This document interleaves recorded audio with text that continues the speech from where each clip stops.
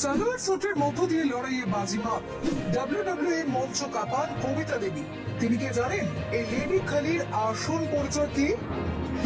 WWE মঞ্চে ভারতের great খালি বিরাট পরিচিত মুখ। ভারতের এই কুস্তিগির একাধিকবার ডাব্লিউডাব্লিউই এর মঞ্চে ঝড় তুলেছে।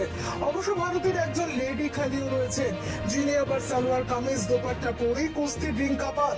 সালোয়ার কামিজ পরে এই ভারতীয় মহিলা রেসলার প্রতিপক্ষকে অবলীলায় মাটিতে আছড়ে ফেলে।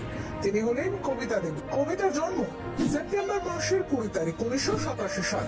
তিনি জন্মগ্রহণ করেন হরিয়ানা রাজ্যে। সোশ্যাল মিডিয়ায় ঢু মারলে দেখা যায় ডাব্লিউডাব্লিউই মঞ্চে কবিতা দেবী সালোয়ার কামিজ পরা একাধিক ছবি ও ভিডিও। সালোয়ার কামিজ পরে খুব স্বাভাবিকভাবেই এবং স্বচ্ছন্দে ডাব্লিউডাব্লিউই মঞ্চে প্রতিপক্ষকে পেঁচিয়ে ফেলছেন তিনি। একাধিক ভারতীয় কুস্তিগির ডাব্লিউডাব্লিউই মঞ্চে তাদের ভাগ্য পরীক্ষা করেছেন। একাধিক মহিলা কুস্তিগিরও এই বড় মঞ্চে নিজেদের প্রমাণ করার চেষ্টা করেছেন। ভারতের প্রথম মহিলা কুস্তিগির যিনি ডাব্লিউডাব্লিউই দুনিয়ায় পা রেখেছিলেন তিনি কবিতা দেবী। কবিতা দেবীকে অনেকে হার্ট কেডি বলেও ডাকে। দ্য গ্রেট খালির কাছে তিনি প্রশিক্ষণও নিয়েছেন। শুরু থেকে কুস্তির সঙ্গে যুক্ত ছিলেন না অবশ্য কবিতা দেবী। তিনি প্রথমে ভারোত্তোলনের সঙ্গে যুক্ত ছিলেন। 2016 সালে সাউথ এশিয়ান গেমসে তিনি ফ্রি স্টাইল 75 কেজি বিভাগে সোনা জিতেছিলেন।